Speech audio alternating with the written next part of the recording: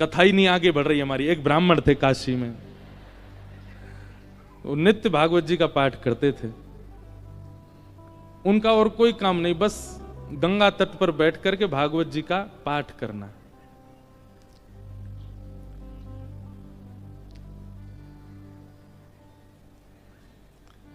धीमे धीमे उनकी आयु बढ़ने लगी। एक दिन परिवार के सब लोगों ने कहा, भैया ये कोई इनका काम धंधा शुरू करा दो, पूरे दिन पाठ करते रहते हैं भागवत जी का। और पाठ भी किसी व्यक्ति के लिए नहीं, अगर कोई उनको दक्षिणा भी देता था कि पंडित जी हमारे यहां पाठ कर दो, तो उसके यहां पाठ करते थे, वो उसका पाठ, फिर उसके बाद अपना पाठ अलग करते, अपने लिए करते थे। उसके पीछे उनकी कोई कामना नहीं थी, निष्काम भाव से करते थे, नित्य पाठ करते।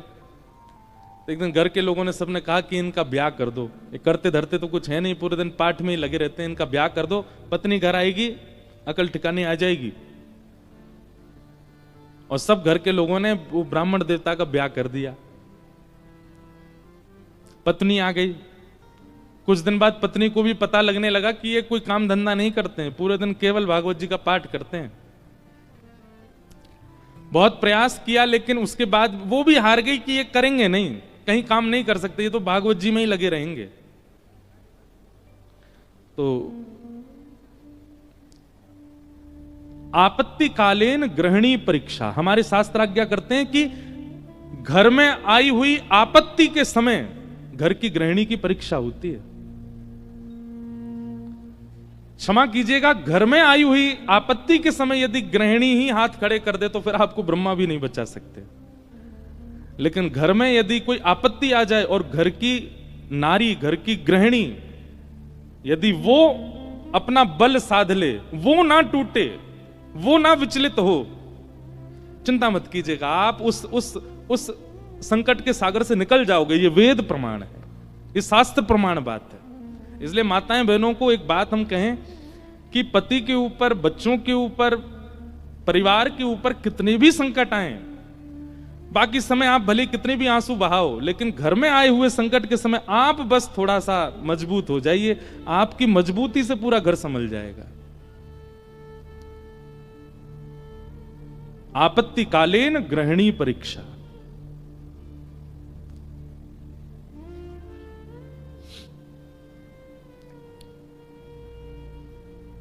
पत्नी ने सोचा कि ये तो कुछ करते नहीं है, आगे हमारा वंश बढ़ेगा, बच्चे होंगे, कैसे चलेगा परिवार।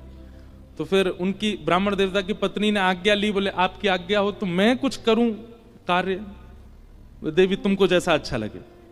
भोजन बनाना बहुत अच्छा जानती थी, 3-4 घरों में उन्होंने काम ले लिया और वो जाती भोजन बनाती और उससे जो वेतन मिलता उसी से घर चलता था ब्राह्मण का। ब्राह्मण और प्रसन्न हो गए, बोले और बढ़िया, वो और कुछ नहीं करना पड़ेगा, भागवत जी में लगे रहो, पाठ करते रहो। अब इसमें कई लोग ब्राह्मण को कहीं आलसी मत समझिएगा, ये बहुत बहुत बड़ी बात हम आपको बताएंगे, वो अंत में उसका निचोड़ निकल के आएगा। 2-3 बालक भी उनके हो गए, चल रहा था घर।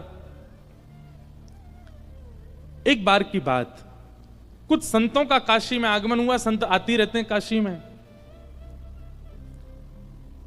पर असमय में आना हुआ, बिना समय के संतों का आना हुआ। और उन्होंने किसी से पूछा, बोले भैया हम 5-10 मूर्ति हैं, कहीं प्रसाद पाने के इच्छुक हैं, कोई वैष्णव परिवार हो तो हमको बताओ। तो एक राह चलते व्यक्ति ने उन्हीं ब्राह्मण का घर बता दिया, बोले यहां चले जाइए, यहां बहुत एक सेवानिष्ठ और बड़े शास्त्रों का अध्ययन करने वाले ब्राह्मण रहते हैं, इनके पास चले जाइए, आप ये प्रसाद पवा देंगे। संतों ने घर में प्रवेश किया। ब्राह्मण देवता तो अपने पाठ में लगे थे, भागवत जी का ही पाठ कर रहे थे, और उनकी पत्नी बच्चों को, पति को स्वयं प्रसाद आदि पाकर के सारे बर्तन मांज करके उसने रखे ही थे। उसी समय संतों का आना हुआ और संतों ने आगे कहा, आओ बिटिया, हम 10 मूर्ति हैं, हम लोग अयोध्या से प्रयागराज जा रहे हैं, काशी बीच में पड़ा, किसी ने बताया आपका घर वैष्णव का है, बड़ी जोर की भूख लगी, ठाकुर जी को प्रसाद पवाओ और प्रसाद पवा के हम लोगों को प्रसाद बांट दो। ब्राह्मणी बेचारी बड़ी प्रसन्न हो गई कि मेरे घर आज संत पधारे हैं प्रसाद पाने।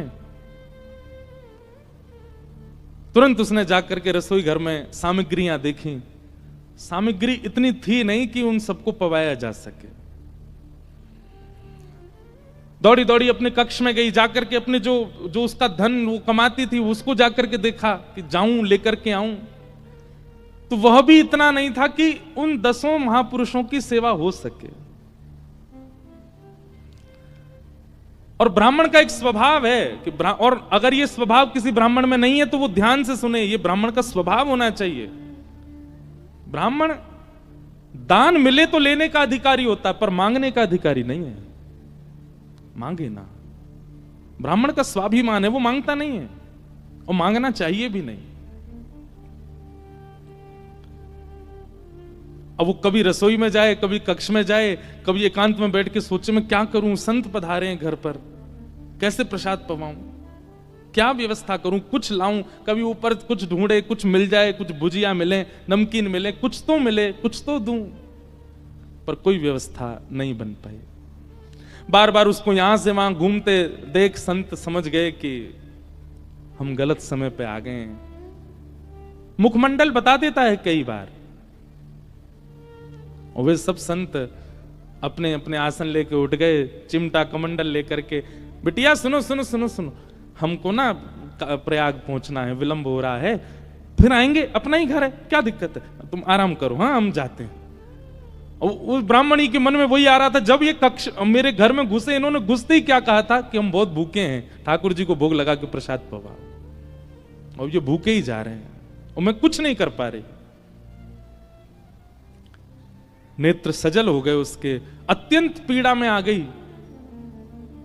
आज तक तो अपने पति से कुछ कहा नहीं था, पर आज कक्ष में प्रवेश करके ताम्रवर्ण आंखों का हो रहा था और बस चिल्लाने लगी, बोले तुमसे ब्याह किया मैंने, आपने जैसे चाहा वैसे रही मैं, आप नहीं करते कुछ तो घर घर जाके प्रसाद बना करके घर चलाती हूं मैं भूखी रह जाऊं, बच्चे भूखे रहें, आप भी भूखे रह जाते हैं तो भी इतनी पीड़ा मुझको नहीं होती है। पर आज संत पधारे थे हमारे यहां, महापुरुष पधारे थे हमारे यहां, कल्पवासी महात्मा आए थे हमारे यहां। वो अभागा दुर्भाग्यशाली घर है जहां से संत भूखे चले जाते हैं, निराश चले जाते हैं, और आप पूरे दिन ये भागवत जी में लगे रहते हो।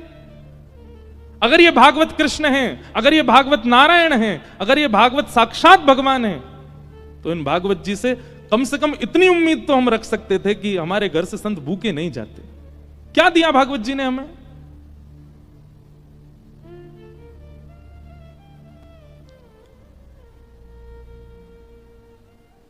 ब्राह्मण बोले, देखो तुम मुझे कुछ भी कह लो, पर तुम जानती नहीं हो ये साक्षात कृष्ण हैं। मैं क्यों बचपन से आज तक भागवत जी के उन्हीं 18,000 श्लोकों का मुझे कृष्ण दिखते हैं, मुझे लीला दिखती है, मुझे शामा शाम का नित्य विहार दिखता है भागवत जी में, इनके विषय में कुछ मत कहो। ब्राह्मणी को और गुस्सा आ गया, भागवत जी की पोथी उठा करके और ब्राह्मण की गोद में पटक दी। बोले, सुनिए, ये उठाइए भागवत जी और निकलिए, मैं अपना घर चला लूंगी, अपने बच्चों को पाल लूंगी, आप जिस समय भागवत जी को त्यागने का संकल्प ले लें तब लौट करके आइएगा। ब्राह्मण के नेत्र सजल हो गए, हृदय से लगा लिया भागवत जी को, निकल पड़े, घर से ही निकल गए और गंगा जी के तट पर जाकर के खूब रोए, खूब रुदन किया। हे भागवत महापुराण, हे साक्षात शब्द में कृष्ण, मेरी अभागा पत्नी है, वो आपके रूप स्वरूप को भी पहचानती नहीं है, पर हे करुणा निधान, आप कृपा करो। मैं कहूंगा भी तो भी वो अध्ययन नहीं करेगी, तो भी वो मुझसे कभी कथा नहीं सुनेगी, पर आप कृपा कीजिए।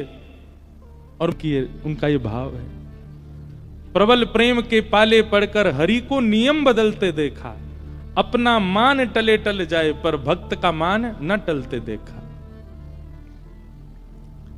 इतने में ही नन्हे से कन्हैया, ऊंची धोती पहनी, घुटने घुटने तक, नीचे के पांव ठाकुर जी के दिखाई दे रहे हैं, उनमें सुंदर सुंदर कड़ूला पहने, कड़ूलान में भी छोटे छोटे घुंघरू लगे हैं, कमर में करधनी पहनी है, करधनी में भी छोटी छोटी घंटी लगी है, गले में सुंदर दो दो हार पहने हैं, हाथों में बाजूबंद, ऐसे हाथों में कड़ूला, और सिर पर एक स्वाफा बांध करके सांवरे सलोने कमल नेत्र ठाकुर जी प्रकट हो गए काशी में।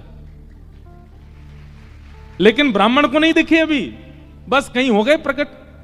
और प्रकट होकर के एक डलिया उठा करके सिर पर रखी, और महाराज जैसे कोई बालक कुछ बेचने के लिए जा रहा हो, ऐसे ठाकुर जी उस डलिया को लेकर के ब्राह्मण के घर जा रहे हैं। ब्राह्मण के घर पहुंच गए। ब्राह्मण गंगा किनारे अभी रो रहा है, और उसके घर पहुंच करके बाहर से उसके गेट को खटखटाने लगे। ब्राह्मणी निकल करके बाहर आई, जैसे ही दरवाजा खोला, सांवरे सलोने नंद नंदन। अब वो क्या जाने की है नंद नंदन, बस उसको तो ये दिख रहा था कोई किसी मैया का सुंदर सा बालक है, श्रृंगार करके डोल रहा गली में। जैसे द्वार खोला, द्वार खोल करके बोली, अरे बालक तुम कौन हो, कहां से आए हो, माताजी कहां तुम्हारी, पिताजी कहां, अकेले कहां घूम रहे हो, और ये इतनी भारी डलिया लेकर के कहां जा रहे हो। डलिया के ऊपर वस्त्र पड़ा था। तो ठाकुर जी एक हाथ से डलिया पकड़े, दूसरे हाथ से इशारा करके बोले, मानो इशारा कर रहे हैं हम गूंगे हैं, बोलना नहीं जानते। अच्छा गूंगे हो। ठाकुर जी बोले तो बोले फिर यहां क्यों आए हो। तो ठाकुर जी ने उसको इशारा किया, कुछ लिखने को दो, हम बताएं कौन है, कैसे आए। डलिया उठा करके ब्राह्मण देवता के घर के भीतर रखी, और पर्चा लेकर के उस पर सुंदर लेखनी लिख करके और मोड़ करके ब्राह्मणी को दे करके, और तुरंत ठाकुर जी पीछे मुड़े चले गए। ब्राह्मणी पत्र पढ़ने लगी, इतने तो ठाकुर जी वहां से अंतर ध्यान चले गए। अब ब्राह्मणी देखती रही, दूर दूर तक ठाकुर जी दिखे नहीं। क्या लिखा था उस पत्र में। ठाकुर जी बोले, हमें छोटा बालक मत समझो, हमारी कद को देख करके बस ये जान लो हम बौने हैं। हमारी जो कद है वो इससे बड़ी नहीं है ऊपर, नहीं तो हमारी उम्र बहुत है, और हम बहुत बहुत धनवान परिवार से आते हैं। बहुत वर्षों से तुम्हारे पतिदेव हमारे कुल के लिए पाठ कर रहे हैं भागवत जी का, पर आज तक उन्होंने वेतन नहीं लिया अपना, आज तक एक रुपया भी हमसे मांगा नहीं। पर मुझे आज पता चला कि उनके परिवार को बहुत आवश्यकता है, इसलिए संपूर्ण जीवन काल में उनका जितना भी वेतन होता था वो हम देने के लिए आए हैं। वो जैसे ही घर आए उनको दे दीजिएगा। और ऐसा कह के ठाकुर जी चले गए। अब जैसे ही वो डलिया के ऊपर से वस्त्र हटा करके देखा, विविध प्रकार की मणियां, रत्न, सोने, जवाहरात, हीरे आदि सबसे लबालब भरी हुई वो डलिया। ब्राह्मणी मनी मन सोचने लगी, मैंने भी बेवजह डांटा, बिन बताए पाठ कर रहे थे यहाँ पर, और मुझे लगता तो था कि ये पाठ करते हैं, इसके पीछे कोई कारण नहीं, कुछ मिलता नहीं इनको, कुछ फिर भी लगे रहते हैं, पर ये तो बड़े गोपनीय हैं, मुझे बिन बताए किसी परिवार के लिए कर रहे थे। अपने बेटा को बुलाया, बोले सुनो पिताजी को खोजो, कहाँ हैं, ढूंढ के लाओ उनको। पिताजी बैठे थे गंगा किनारे, बच्चे ने जाकर, पिताजी जल्दी चलो मैया बुला रही घर पे। शाम हो गई, लौट करके ब्राह्मण आए, बड़े उदास हताश हृदय से भागवत जी लगी हैं। जैसे ही घर आए, आज घर का स्वरूप ही बदल रहा था, बढ़िया सुंदर दिए जल रहे हैं बाहर। द्वार खोल करके देखा तो पत्नी का भी स्वरूप बदल गया है, बालक भी बिल्कुल नए नवीन कपड़े पहन करके विचरण कर रहे हैं। जैसी पतिदेव को आते देखा, ब्राह्मणी ने तुरंत आरती की, जल आदि छिड़काव करने लगी, खूब बलियां लेने लगी। पतिदेव बोले, ब्याह के बाद पहली बार इतना हमारा पूजन हुआ है, ऐसा क्या हो गया जो इतना पूज रही हैं हमको। देवी, ये घर की रौनक हमको डांटने से, फटकारने से घर की रौनक बढ़ गई तुम्हारी, रोज ही डांट दिया करो हमको। ऐसा क्या हो गया जो आज इतना सब कुछ मंगल, बच्चे नए वस्त्र पहन के घूम रहे हैं, आप बढ़िया साड़ी पहन के, ये कहां से इतना सब कुछ आया। हाथ पकड़ के बोले आज तुम्हारी चोरी पकड़ी गई है ना, वहीं से मिला है ये सब कुछ। ब्राह्मण देवता बोले, मेरी कौन सी चोरी। बोले चलो दिखाती हूं। भीतर जाके कक्ष में बिस्तर पर ही सब रत्न पड़े थे। ब्राह्मण बोले, देवी ये कहां से आया इतना सब कुछ। बोले कहां से आया, ज्यादा चतुर मत बनिए, आपका गूंगा मालिक आया था। ब्राह्मण देवता बोले गूंगा मालिक? मेरा गूंगा मालिक कौन? बोले बहुत छोटा सा था, पीली पीली धोती पहनी थी उसने, ऐसी सुंदर स्वापा सिर पर बांध रखा था, ऐसे गदमदरा से उसके हाथ मोटे मोटे से, और इतने सुंदर उसका मुखमंडल, गाल बिल्कुल गुलाबी, आंखें बिल्कुल ऐसे कटाक्ष जैसी, और क्या सुंदर। ब्राह्मण देव बोले नाम नहीं पूछा, बोले इशारा किया उसने कि मैं गूंगा हूं। वो तुमको कैसे पता फिर मेरा? बोले वो लिख के देके गया। बोले कहां लिखा है, दिखाओ। जैसे ही प्रश्न पत्र वो उनके ब्राह्मण के हाथ में दिया, अक्षर सब अंतर ध्यान हो चुके थे। देवी यहां तो कुछ भी नहीं लिखा है। ब्राह्मण बोली दिखाओ। ब्राह्मणी ने देखा तो वहां कुछ भी नहीं था। ब्राह्मणी ब्राह्मण को देखे, ब्राह्मण ब्राह्मणी को देखे, बोले ये हुआ क्या है? ब्राह्मण ने कहा सही से बताओ रूप कैसा था? बोले श्याम वर्ण था, कमल नेत्र थे, अधर बड़े मधुर थे, हस्तकमल और सर्वांगीण अंग ऐसा था कि मैं अभी तक भी उस छवि को भूल नहीं पा रही हूं। एक अद्भुत सी सुगंधी आ रही थी जब वे आए थे घर पर, और बहुत देर तक तो मैं उनके रूप का ही चिंतन करती रही। ब्राह्मण देव ज्यों ज्यों रूप का वर्णन सुने त्यों त्यों नेत्रों से आंसू गिरते जाएं। तुरंत भागवत जी को खोला और खोल करके दसम स्कंद के वेणु गीत के श्लोक को उद्धृत करना प्रारंभ किया, और पत्नी से कहा मैं एक श्लोक में श्लोक की व्याख्या करूंगा, बताना ऐसा ही रूप था क्या? कि वरहा पीड़म नटवर वपु कर्णयो कर्णकारम विभ्रदवासः कनक कपिसं वै जयंतीं चमाला रंध्रान् वेणु अधर सुधया पूरयन् गोप वृंदै वृंदारण्यं स्वपदरमणं प्राविशद गीत कीर्ति। उन्होंने एक ही कान में कुंडल पहना था, एक ही कान में कन्नेर का पुष्प लगा था। ब्राह्मणी बोली हाँ हाँ, एक कान में कन्नेर का पुष्प था, गले में 2 स्वर्ण की माल और उसके साथ एक वैजंती माला थी। ब्राह्मणी बोली हाँ, उनके गले में वैजंती माला भी थी।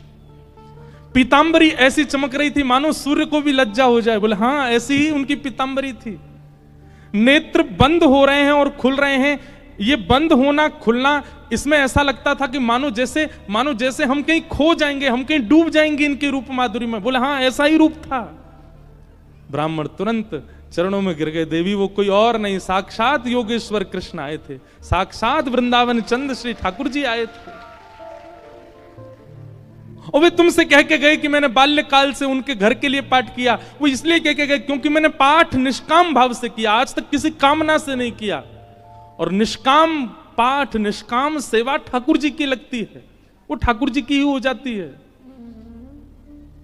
मेरे जीवन भर का पाठ का जो भी मूल्य होना चाहिए था, वो मूल्य देने के लिए ठाकुर जी आए थे। जगत मजूरी देते है क्यों राखे भगवान। ठाकुर जी भी मजदूरी देते हैं सबकी, जो जैसी सेवा करता वैसी मजदूरी मिलती है उसको। ब्राह्मण आनंदित हो गए, और उसी काल से वो ब्राह्मणी भी जीवन यापन के लिए कार्य तो करती, पर भागवत जी की साधिका हो गई और नित्य भागवत जी का पाठ करने लगी। भागवत कोई ग्रंथ नहीं है, कोई किताब नहीं है, कोई पोथी नहीं है। और एक बात कह दूं तो कोई अतिशयोक्ति नहीं, पुराण से ऊंचा हमें शब्द मिला नहीं, इसलिए हम पुराण कहते हैं। श्रीमद् भागवत सचल श्री कृष्ण है, साक्षात कृष्ण है। आपको शायद राधा रमण जी के मंदिर में श्री कृष्ण की प्रतिमूर्ति, श्री कृष्ण का भाव का अनुभव ना हो, पर कथा में हो जाएगा। आपको शायद कभी वृंदावन में वो अनुभव ना हो जो कथा में हो जाएगा। क्यों? कथा में सचल शब्द के रूप में श्री कृष्ण विचरण करते हैं। ऐसी भागवत जी को हम बारंबार प्रणाम करते हैं, वंदन करते हैं। बोलो भागवत महापुराण की। ऐसी भागवत जी। इसलिए एक एक शब्द, एक एक भाव बहुत ध्यानपूर्वक सुनना है कथा का, क्योंकि श्री कृष्ण है। कल हम लोगों ने महात्म की चर्चा सुनी। आइए आज से प्रथम स्कंद में हम लोग प्रवेश करते हैं। जन्माद्यस्य यतोऽन्वयादितरतः चार्थे स्वविज्ञस्वराट् तेने ब्रह्म हृदय आदि कवये मुह्यन्ति सूरयः तेजो वारिमृदां यथा विनिमयो यत्र त्रिशर्गो मृषा धाम्ना स्वेन सदा निरस्तकुहकं सत्यं परम धीमहि। सत्यम परम धीमहि। जो लोग उठ गए हैं वो धीमे धीमे आगे आ जाओ, ऐसे आओ कि किसी को पता भी नहीं चले, खिसक के ही आगे आ जाओ, उठ के मत आओ। भागवत जी का पहला श्लोक, जन्माद्यस्य यतोऽन्वयादितरतश्चार्थे स्वविज्ञस्वराट्। ऐसे हल्ला करके मत आओ भैया, धीमे धीमे खिसक के ही आ जाओ। और जो कार्यकर्ता भी वो भी सबको बैठे बैठे ही आगे आने को बोल दो। जन्माद्यस्य यतोऽन्वयादितरत, सावधानी से सुनो सब लोग। वेद व्यास जी महाराज ने भागवत जी की रचना में प्रथम श्लोक जकार से प्रारंभ किया, ज शब्द से प्रारंभ किया। हमारे व्याकरण में ऐसा कहते हैं कि जकार जो है ये दग्धाक्षर है। संस्कृत के विद्वान यदि किसी शुभ स्तुति का प्रारंभ करते हैं तो ज शब्द पहले नहीं बोलते, क्योंकि ज शब्द जो है, ऐसा नहीं है कि नहीं बोलते, पर ज शब्द को दग्धाक्षर कहा। दग्धाक्षर मतलब लिखने वाला, बोलने वाला, कहने वाले का हृदय पीड़ा में होगा तो वो ज ही बोलेगा पहले, दग्धाक्षर। भागवत जी में गोपियों ने गोपी गीत गाया। कितने लोगों को गोपी गीत याद है सागर में? वाह भैया, 5000 लोगों में 5 हाथ उठे। अब भागवत जी हो गई हैं आपके सागर में, अब हमको कुछ दक्षिणा दीजिएगा। दक्षिणा के रूप में यही दीजिए कि नित्य गोपी गीत का पाठ प्रारंभ कर दीजिए और गोपी गीत याद कीजिए। अब देखो कब याद करोगे, जीवन निकलता जा रहा है आप लोगों का। कई लोग तो बिल्कुल बिल्कुल बाउंड्री पे ही खड़े हैं। वैसे तो एक बात देखी जाए, बाउंड्री पर हर व्यक्ति खड़ा है, हर व्यक्ति बाउंड्री पर। कब उसका अंत हो जाए कोई जानता है क्या? इसलिए भैया जीवन में अब तक आपने सब करके देख लिया। गुलाब जामुन खा के देख लिया, रसगुल्ला खा के देख लिया, जलेबी खा के देख लें, और आपके सागर की कोई प्रसिद्ध मिठाई हो तो वो भी खा के देख ली, मध्य प्रदेश का कुछ प्रसिद्ध हो तो वो भी खा के देख लिया। अमरूद की चटनी बनती है ना यहाँ पे, हैं? देखो हमें पता है, खिलाई नहीं है अभी तक किसी ने, बस पता है।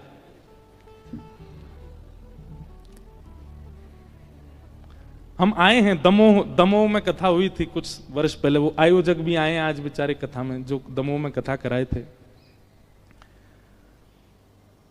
तो आपने सब कुछ करके देख लिया, आपने भोग भोग के देख लिए, रोग रोग के देख लिए, योग योग के देख लिए, सब कुछ करके देख लिया। अब बच्चा कुछ जीवन में ब्रजवासी आयो है आपके नगर में, या की बात मान के देख लो। गोपी गीत याद कीजिए और नित्य गोपी गीत अपने घर के ठाकुर जी को सुनाओ। नहीं तो यहां अगर आपका आने का क्रम नित्य है, बालाजी को सुनाओ गोपी गीत। गोपी गीत का प्रारंभ भी जयति तेधिकम ज से ही होता है। क्यों? क्योंकि ठाकुर जी अंतर ध्यान हो गए हैं और उस समय में गोपियां विरही होकर के ठाकुर जी को पुकार रही हैं, इसलिए ज शब्द से प्रारंभ हुआ गोपी गीत का भी। श्रीमद् भागवत जी का प्रारंभ ज शब्द से हुआ, जन्माद्यस्य यतो। और तो सुनो, हम सबका प्रारंभ जा शब्द से हुआ। जन्म, हम सबका भी जन्म हुआ है, इसका मतलब हम सब भी कहीं ना कहीं दग्ध हृदय वाले, हम सब भी पीड़ित हैं। और निश्चित है पीड़ित हैं इसलिए तो जन्म हुआ। अगर पीड़ित नहीं होते तो वैकुंठ में होते। हमारे कोई पूर्व के कर्म, पूर्व के दुष्कर्म शेष रह गए हैं जो हमें भोगने हैं, पूर्व के पुण्य कर्म रह गए हैं जो हमको भोगने हैं, उसके लिए तो हम आए हैं पृथ्वी पर। इसका मतलब पीड़ित ही है हमारी आत्मा, इसलिए हमारे प्रादुर्भाव को जन्म कहा गया।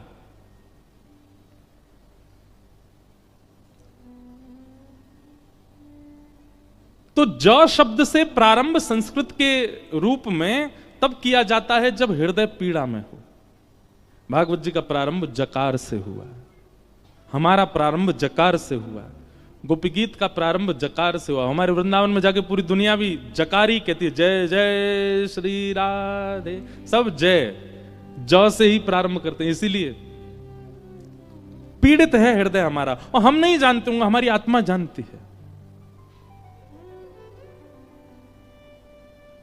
जन्म से हमारा प्रारंभ हुआ है, जन्म से ही भागवत जी का प्रारंभ हुआ है। भागवत जी का पहला शब्द ही जन्म है। जन्माद्यस्य तोन्वयादितरतश्चार्थे स्वविज्ञ स्वराट। बहुत कठिन श्लोक है, मैं जितनी व्याख्या हो सकेगी करूंगा। जन्म से हमारा प्रारंभ, जन्म से ही भागवत जी का प्रारंभ। पर हमारा अंत हमको पता है। हमारा अंत क्या है? मृत्यु। क्या है? क्या है? मृत्यु। पर हमारा अंत मृत्यु नहीं होना चाहिए। हमारा विश्राम कहां होना चाहिए? तो भागवत जी का जो अंतिम श्लोक का विश्राम है वही हमारा विश्राम होना चाहिए। जब भागवत जी के पहले श्लोक का पहला शब्द हमारा प्रारंभ है, तो भागवत जी के अंतिम श्लोक का अंतिम शब्द हमारा विश्राम होना चाहिए। और विश्राम, अंतिम श्लोक क्या भागवत जी का? नाम संकीर्तनम यस्य सर्व पाप प्रणाशनो प्रणामो दुख समनस्तम नमामि हरिम परम। अंतिम शब्द क्या है? हरिम परम। क्या है? हरिम परम। हमारा विश्राम मृत्यु नहीं है, हमारा विश्राम अर्थी नहीं है, हमारा विश्राम चिता नहीं है, हमारा विश्राम हरिम परम, हरि परमात्मा के श्री चरण, वही हमारा विश्राम। वहां हमारा इतरवंश महाप्रभु बैठे हैं मंच पर, इनका विश्राम हरिम परम, श्री राधा वल्लभ जी के चरण। स्वामी श्री हरदास जी विराज रहे हैं, आपका विश्राम हरिम परम। यहां श्रीमद वल्लभाचार्य जी, इनका विश्राम हरिम परम। भक्तिमती मीराबाई, उनका विश्राम हरिम परम। गोस्वामी तुलसीदास जी महाराज, उनका विश्राम हरिम परम। कालिदास का विश्राम हरिम परम। हमारा विश्राम शमशान घाट। हमारा विश्राम हरिम परम क्यों नहीं है? आज लिख लीजिए, कथा सुनने का, कुंभ स्नान करने का, नाम जप करने का, तिलक लगाने का, संत जनों को प्रणाम करने का, पुण्य करने का एक ही उद्देश्य है, हरिम परम, हरिम परम की प्राप्ति होना। आपके उद्देश्य अनेक रहे हैं। कभी आपका उद्देश्य बहुत अच्छे कॉलेज में पढ़ने का था, कभी बहुत अच्छे स्कूल में जाने का था, बहुत धन कमाने का था, कोई गाड़ी खरीदने का था, किसी कन्या से ब्याह करने का था, किसी पुरुष से ब्याह करने का था, किसी पदवी को प्राप्त करने का था। पर अब आप कथा में बैठे हो और नियमित 7 दिन का संकल्प लेके बैठे हो, तो आपका उद्देश्य बाकी सब किनारे, हरिम परम, हरिम परम। और उस हरिम परम को प्राप्त करने के लिए जो जो आवे, चाहे उसके लिए मुझे अच्छी यूनिवर्सिटी में पढ़ना पड़े, अच्छे कॉलेज में जाना पड़े, खूब धन कमाना पड़े, अच्छा घर बनाना पड़े, पर सबके पीछे उद्देश्य क्या होना चाहिए? हरिम परम। यही कथा का उद्देश्य। आप विवाह भी इसी भाव से कर रहे हो कि पत्नी के सहित हरिम परम। बालक भी इसीलिए प्रकट हुए हैं घर में कि बालकों सहित हरिम परम। आप वकील भी इसीलिए बने हो, नेता भी इसीलिए बने हो, वाइस चांसलर भी इसीलिए बने हो, चार्टर्ड अकाउंटेंट भी इसीलिए बने हो कि हरिम परम, इसके माध्यम से भी, माध्यम सब बन जाएं पर उद्देश्य हरिम परम। आपको कुछ नहीं करना पड़ेगा, सब अपने आप, सब भक्ति में हो जाएगा। आपकी पढ़ाई भक्ति में हो जाएगी, आपकी इंजीनियरिंग भक्ति में हो जाएगी, आप नेता हैं, आपका नेता स्वरूप भक्ति में हो जाएगा, सब कुछ भक्ति में होता चला जाएगा। सब भक्ति में होने का मतलब सब पवित्र होता चला जाएगा। आपका विवाह पवित्र हो जाएगा, सब कुछ पवित्र हो जाएगा। उद्देश्य यदि श्यामा श्याम है तो, उद्देश्य यदि ठाकुर जी है तो, सबसे प्राप्त क्या करना है? ठाकुर जी को, हरिम परम।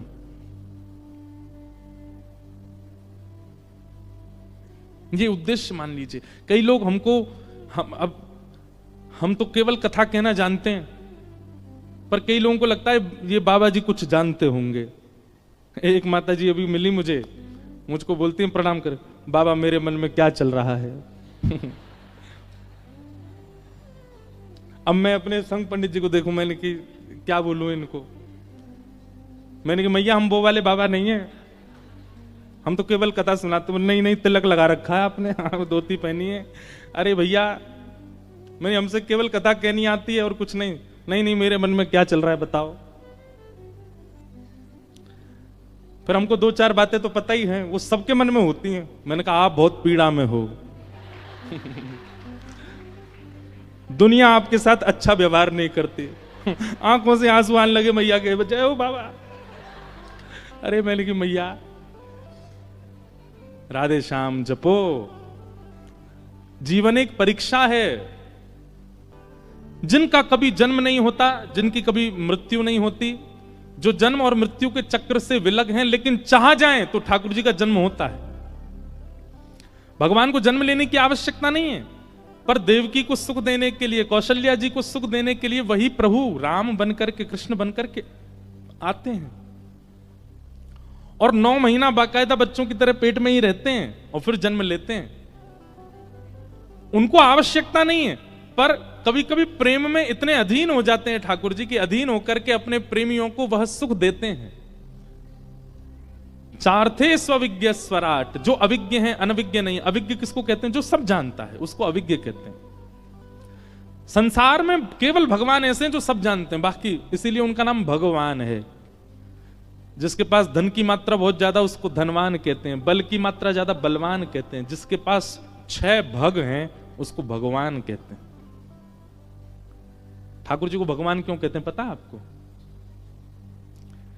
जिस व्यक्ति को 6 बातें पता हैं उसको भगवान कहते हैं। कौन कौन सी?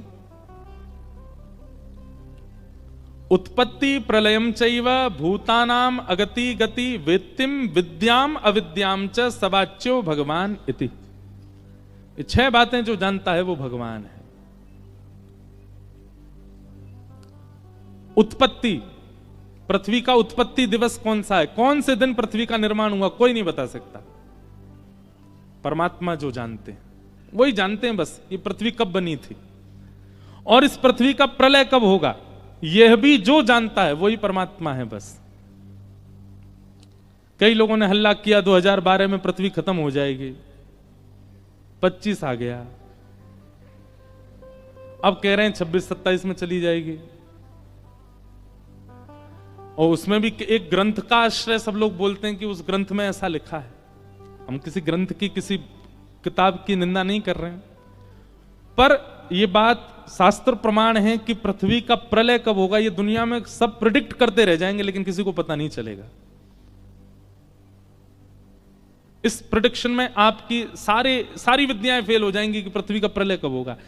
उत्पत्ति और प्रलय केवल और केवल परमात्मा जानते हैं, वो किसी से शेयर भी नहीं करते इस बात को, केवल उन्हीं को पता है। तो ये 2 बातें, और कौन सी 2 बातें? भूतानाम अगति गति,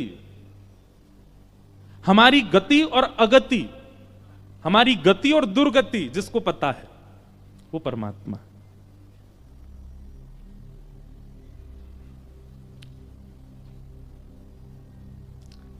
किसी ने प्रेडिक्शन किया था हमसे, आप कभी भागवत के वक्ता नहीं बन पाओगे। 9 साल हो गए हमें कथा करते हुए।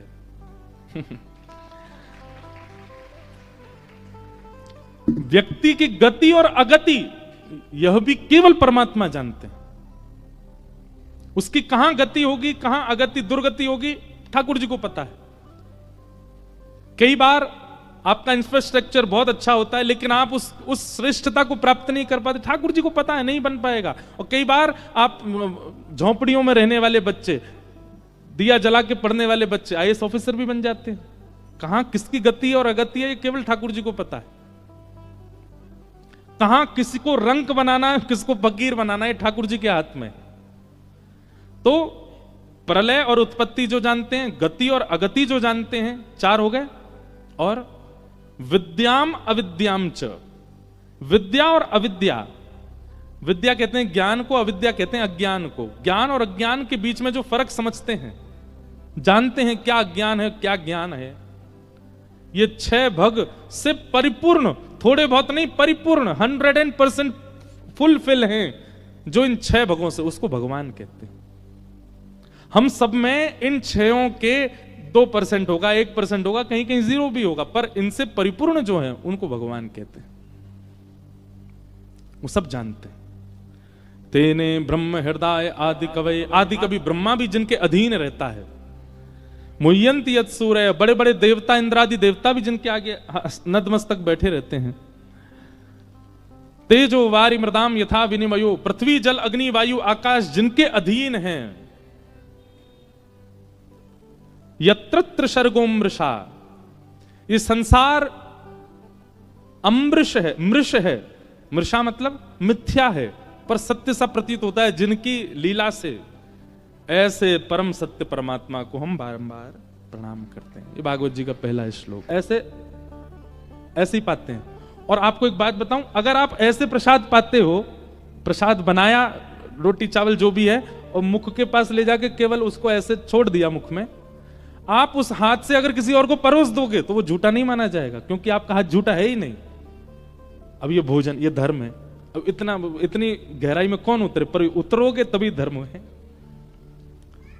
भोजन कैसे पाना चाहिए, क्या पाना चाहिए, कब पाना चाहिए, सब धर्म कहलाता है।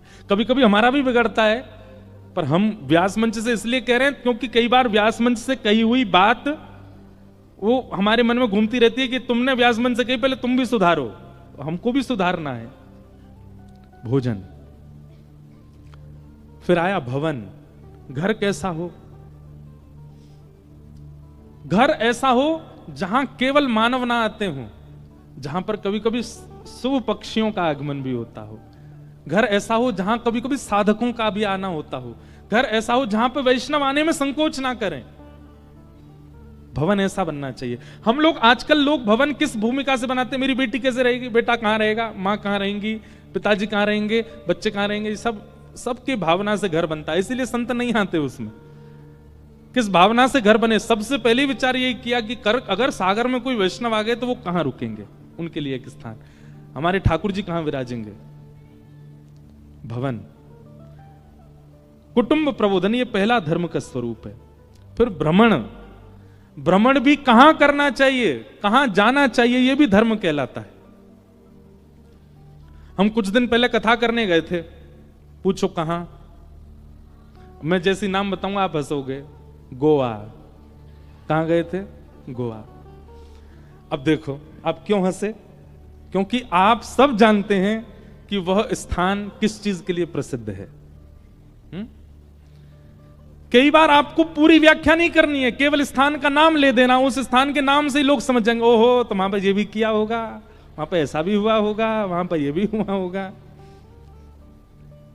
कई स्थान नाम से ही बदनाम है, पर हमने वहां जाके भी कथा ही करी। और कथा का समय भी पता है क्या था? सुबह 5:30 बजे ब्रह्म मुहूर्त में कथा करते थे, समुद्र के तट पर बैठ के। पर कुछ स्थान ऐसे हैं, वहां का नाम लेते ही सामने वाले के नेत्र बंद हो जाते हैं, मुख प्रसन्न हो जाता है, चित्त शीतल हो जाता है। कहां गए थे? हम बरसाना गए थे। आहा, सुनने वाले के नेत्र तुरंत बंद। आहा, बरसाने से आए। कहां गए थे? अयोध्या जी गए थे। कहां गए थे? बद्रीनाथ धाम। अरे भैया हमको भी ले चलते। कहां गए थे? श्री जगन्नाथपुरी गए थे। कहां गए थे? श्रीरंगम गए थे। कहां गए थे? नाथ द्वार गए थे, द्वारिकापुरी गए थे। अब आप कहोगे सब तीर्थों के नाम, पर नहीं, कई ऐसे स्थान हैं जो तीर्थ नहीं है, पर वहां के नाम भी अति पवित्र हैं। तो भ्रमण भी कहां होना चाहिए, यह भी धर्म है। अच्छा, स्थान कैसा भी हो, आप किस उद्देश्य से गए हो, वह उद्देश्य भी आपका भ्रमण धर्म बना देता है। उद्देश्य तो उचित था ना, उद्देश्य। फिर कुटुंब प्रबोधन में आपने अगला लिखा भाषा। भाषा यह भी धर्म है। अपनी भाषा का, मातृभाषा का और अपनी ग्रामीण भाषा का, जन्मदात्री भाषा का ज्यादा से ज्यादा उपयोग, और उसका उपयोग ऐसा कि सामने वाले के चित्त में भी उसके प्रति सम्मान हो।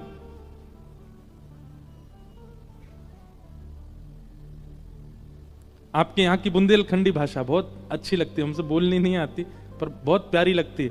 ऐसी हमारी ब्रज भाषा, वो भी बड़ी प्यारी है। भाषाएं सारी प्यारी हैं, पर उन भाषाओं का दुरुपयोग आजकल सोशल मीडिया बहुत करता है और उसको फिर उस परिप्रेक्ष्य में प्रस्तावित कर देता है कि फिर वो मजाक का पात्र बन जाते हैं। बुंदेलखंड की भाषा, अरे मैं लेके नहीं आया, आज एक भैया हमको एक भजन लिख के दे गए थे सुबह, बोले बुंदेलखंडी भाषा में। मैंने कहा अच्छा, अब मुझे पूरा तो याद नहीं, पर उसमें ऐसा लिखा था राम जी बजाएंगे सबको बैंड। मैंने कहा भैया ये क्या लिखा आपने?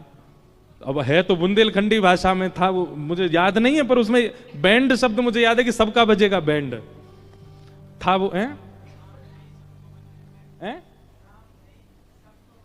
हाँ, राम धई सबको बजे हैं बैंड।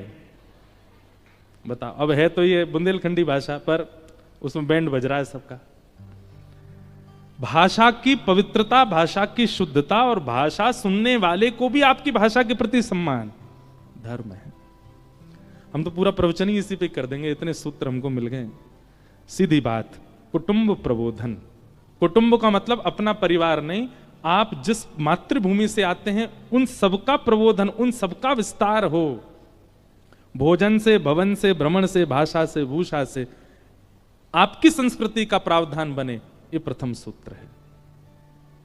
कई लोग बहुत शर्मा जाते हैं, हम पूछते कहां से आए तो बता देंगे बुंदेलखंड में वहां से आए। अच्छा, तो हम जबरदस्ती उनकी भाषा में बोलते हैं, अच्छा कितने जा रहे, और उनको बहुत शर्म आती है, नहीं नहीं हिंदी ही बोलेंगे। हम नहीं बोलते, हमारे घर के बड़े लोग बोलते हैं, हम नहीं बोलते। क्यों नहीं बोलते? क्यों शर्माना? बोलो, अपनी मातृभाषा बोलो। जिस भाषा ने आपका जो जन्म है वो केवल आपकी मां ने नहीं दिया है। जिस पृथ्वी पर आप जिस भूमि पर जन्मे, वहां की मिट्टी भी है, वहां का जल भी है, वहां की वायु भी है। यदि वहां के इस रूप का नियम का पालन आप नहीं करोगे तो मात्र घात का पाप लगेगा आपको। करना चाहिए। तो कुटुंब प्रबोधन। फिर दूसरा धर्म क्या है? पर्यावरण संरक्षण। भारतीयों में एक लक्षण तो है, पवित्रता पे बहुत ध्यान देते हैं, शुद्धता पे नहीं देते। स्वयं नहाएंगे, दो बार नहाएंगे, शुद्ध कपड़े पहनेंगे, धुए हुए कपड़े, पर जब पर्यावरण की बात आती है, मतलब देह को तो शुद्ध बनाते हैं पर बाह्य जो समाज है उसको पवित्र नहीं रखते। आप धर्म नहीं कर रहे हो। धर्म पर्यावरण की संरक्षणता। फिर आपने तीसरा सूत्र दिया स्व का जागरण। अब इसमें भाषा आदि सब है, पर स्व का जागरण, अपनी खोज, अपना उद्देश्य पहचानना। हम क्यों आए हैं संसार में, अपनी स्थिति को जानिए, ये सब धर्म कहलाता है। फिर सामाजिक समरसता। अगर कोई अन्य जाति का है, अन्य संप्रदाय का है, तो उसका भी उतना ही सम्मान होना चाहिए। हम रामानुजी संप्रदाय के हैं, पर हम हरिवंशी भी गाते हैं, हरिदासी भी गाते हैं, सारे परंपराओं का सम्मान करते हैं, सब भावों का। ये सामाजिक समरसता। और नागरिकता का बोध। हम हिंदू नागरिक हैं, पर हिंदू केवल ध्वजारोहण करने से नहीं हो जाते, राष्ट्रगान करने से नहीं हो जाते, राष्ट्रगीत गाने से नहीं हो जाते, केवल 26 जनवरी 15 अगस्त मनाने से नहीं हो जाते। हम अपने नगर को कितना स्वच्छ रखते हैं, हम अपनी दिनचर्या कैसी रखते हैं, हम गाड़ी कैसे चलाते हैं, बाइक कैसे चलाते हैं, हेलमेट पहनते हैं कि नहीं, ये सब कुछ, ये सब धर्म के अंतर्गत आता है। लेकिन भागवत जी का उद्देश्य क्या है? परम धर्म। पर परम धर्म आप तभी कर पाओगे जब धर्म की स्थिति बनी होगी। और परम धर्म क्या है? परम धर्म जिससे वह लोक पवित्र होता है, जिससे उस लोक की प्राप्ति शुद्ध होती है। जितने भी वैष्णवों के नाम लीजिए, गोस्वामी तुलसीदास जी महाराज का लीजिए, कबीरदास जी का लीजिए, रैदास जी का लीजिए, इन सब ने अपने यहां के धर्मों का भी पालन किया और परम धर्म को भी शुद्ध बनाया। परम धर्मावली व्यक्ति का तन भले ही नहीं होगा, पर उसका नाम दसों दिशाओं में युगों युगों तक रहता है। ये परम धर्मावली व्यक्ति का लक्षण है। भागवत जी क्या कराती हैं? परम धर्म। धर्म का मतलब देह का उद्धार, और परम धर्म का मतलब आत्मा का उद्धार। और भागवत जी का उद्देश्य क्या है? परम धर्म। परम धर्म। आप कथा में बैठे हैं, यहां देह उद्धार नहीं हो रहा है, यहां आत्म उद्धार हो रहा है। यहां पर आत्मा को ही चैन मिल रहा है।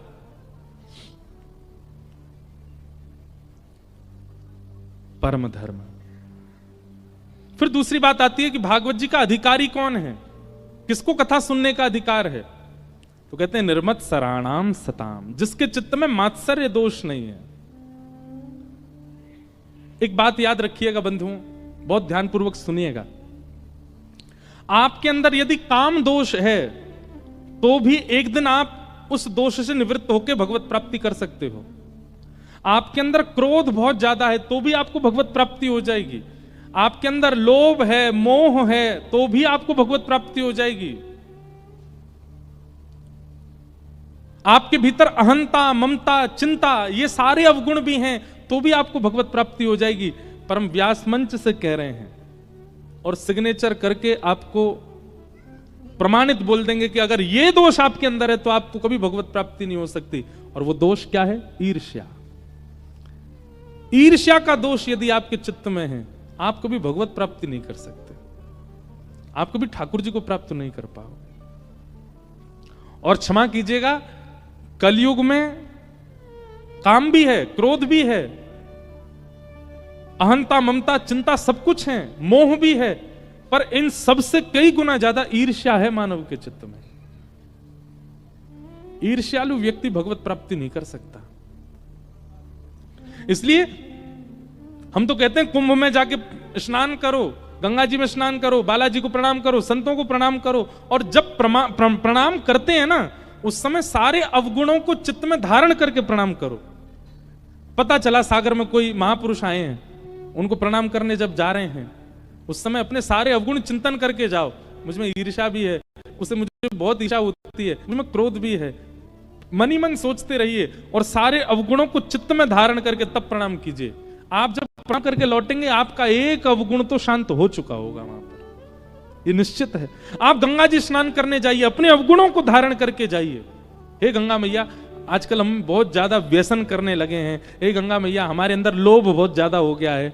इसी भाव से प्रणाम करो। गंगा मैया में एक डुबकी लगाती आपका लोभ कम हो जाएगा। हम लोग अपने अवगुणों को प्रधान मान के जाते ही नहीं है, इसलिए हमारे अवगुण सदा सुरक्षित रहते हैं चित्त में।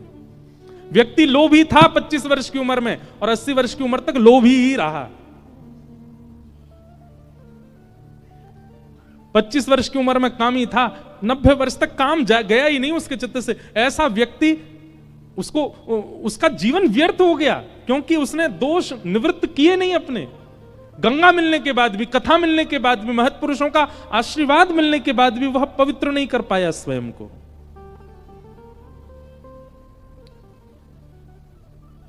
इसलिए हमारी प्रार्थना है, ईर्ष्या का द्वेष, ईर्ष्या का दोष जो चित्त में होता है दूसरों के प्रति, किसी की उपलब्धि देख के, किसी की सुंदरता देख के, किसी के अच्छे गुण देख करके जो आप विचलित हो जाते हो, ये बहुत बड़ा दोष है। उस दोष को चित्त में धारण करके कथा सुनिए, 7 दिन में आपका वो दोष खत्म होगा। हमने कथा कहते कहते अपने कई दोषों को निवृत्त किया। सब कहने, मंच से कहने वाली बात नहीं, पर हां, कथा कहते कहते हमने दर्शन किया कि कई दोष, ऐसा नहीं है सारे दोष खत्म हो गए, पर कई दोष चले गए और जो रह गए वो भी जाएंगे। इसी के लिए ही जीवन मिला है कि निवृत्त हो लो, अपना सारा किया कराया जो है उसको समाप्त करो। आप लोगों को कभी सोच के ऐसा अच्छा नहीं लगता? आप रात्रि सोते हैं और सुबह जब उठ जाते हैं तो सुबह उठते समय ये विचार किया करो, आज भी मैं जीवित हूं। इसका मतलब आज भी ठाकुर जी मुझसे उम्मीद लगाएं कि मैं कुछ परिवर्तन करूंगा। कीजिए।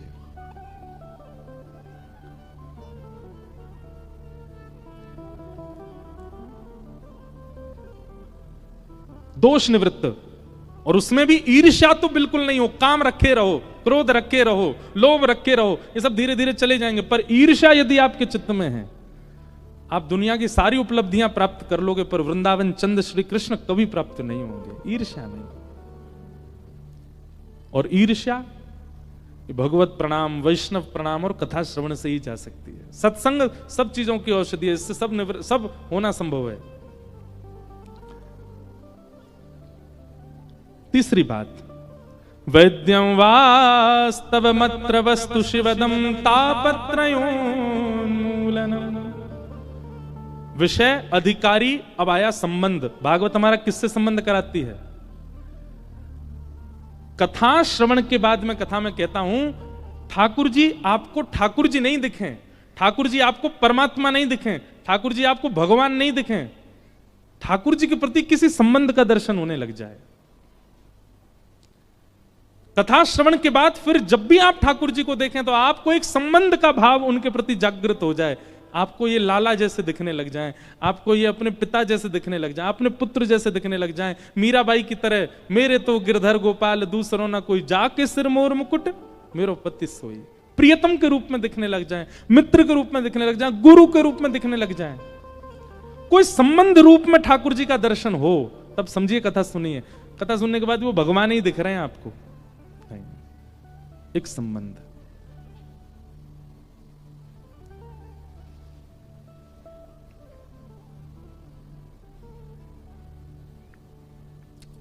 संबंध ठाकुर जी से हो। कितने हमारे वैष्णवों के चरित्र ऐसे आते हैं जिन्होंने ठाकुर जी से संबंध बनाया और ठाकुर जी ने उस संबंध को निभाया, ठाकुर जी ने निभाया। अयोध्या के एक महापुरुष हुए, वो वशिष्ठ कुल गोत्रीय थे और वशिष्ठ जी राम जी के गुरु जी। तो जब वो वशिष्ठ कुल में हुए तो एक दिन सोचने लगे, मेरा गोत्र वशिष्ठ है, इस नाते से तो मैं राम जी का गुरु हुआ, क्योंकि मैं वशिष्ठ जी का वंशज हूं। तो भाई गुरु के वंश में जो भी होता है सब गुरु ही होते हैं। गुरु पुत्र भी गुरु होता है, गुरु नाती भी गुरु होता है, गुरु परनाती भी गुरु होता है, सब गुरु ही होते हैं। और दिन तो भगवान मान के दर्शन करने जाते थे राम जी का, लेकिन आज सोच के गए नहीं हम तो वशिष्ठ को, हमारे तो चेला हैं ये। और दिन तो ऐसे जाते थे राम जी को दर्शन करने, आज गए ऐसे। जुग जुग जियो राम लला, सदा प्रसन्न रहो, हमारा बहुत बहुत आशीर्वाद, तुमको कभी किसी की आंच नहीं आवे। और वहां दर्शनार्थी सब देखे बोले बाबा पागल हो गया, देख क्या कर रहा है, राम जी को आशीर्वाद दे रहा है। और सिया जी से कहो हम गुरु जी हैं, थोड़ा घूंघट कर लिया करें हमको देख के, गुरु जी के सामने थोड़ा संकोच कर लिया करें। और लखनलाल से कहो ये बहुत चौड़े रहते हैं, कभी कभी प्रणाम किया करें हमको। और रामलला तुम प्रसन्न रहो, भोजन किया कि नहीं किया। सब हंस रहे थे वहां पे, बोले देखो ये क्या बात बना रहे हैं यहाँ खड़े खड़े। महाराज उस दिन तो वो चले गए। अगले दिन जब वो दर्शन करने के लिए आए तो पुजारी जी उस समय वहां थे नहीं, कहीं गए हुए थे, कुछ लोग ही दर्शन कर रहे थे। कनक बिहारी जी है ना अयोध्या, वहां की घटना है। जैसे ही उनका आगमन हुआ, कल वो कह के गए थे सिया जी से कहो न घूंघट कर लिया करें, अपने आप ही सीता जी की तरफ का जो द्वार था वो अपने आप ही लग गया। सीता जी घूंघट में आ गई कि गुरु जी आए हैं सामने। उनके नेत्र सजल हो गए। पुजारी जी को देखो बेचारी बहू घूंघट कर रही है हमसे, देखो कैसे आगे पड़ला कर लिया है। तब भी नहीं माने कोई उनकी बात, बोले अरे हवा चल गई होगी जोर से, अपने आप पड़ला लग गया है। राम जी की सवारी निकली पालकी पर, पालकी में सवारी जा रही थी, सब लोग जय जयकार करते हुए जा रहे थे। जैसे ही उन व्यक्ति के घर के सामने पालकी पहुंची तो राम जी का जो मुकुट था वो अपने आप नीचे आ गया। तुरंत पालकी रोक दी गई। पुजारी जी बोले अरे मुकुट बढ़ गया, ठाकुर जी का पहनाओ। मुकुट धारण कराने लगे, पालकी जैसे ही उठाई फिर मुकुट गिर गया। फिर दोबारा रोक के फिर मुकुट धारण कराया। वो महात्मा छत पे खड़े खड़े देख रहे थे। अरे पुजारी जी नहीं पहनेंगे, गुरु जी के सामने मुकुट थोड़ी पहनेंगे, एक मुकुट गिर के रखेंगे, बिना मुकुट के ले जाओ। आप कहेंगे महाराज जी कहीं सुनी बात है।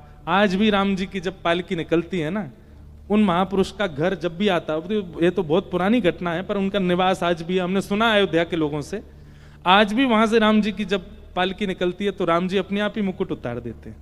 हमारे गुरु जी का घर है, आज तक राम जी संबंध निभा रहे हैं गुरु शिष्य का। इसी कलिकाल में कुछ वर्षों पुरानी घटना, लेकिन संबंध आपके चाहने से नहीं होना चाहिए।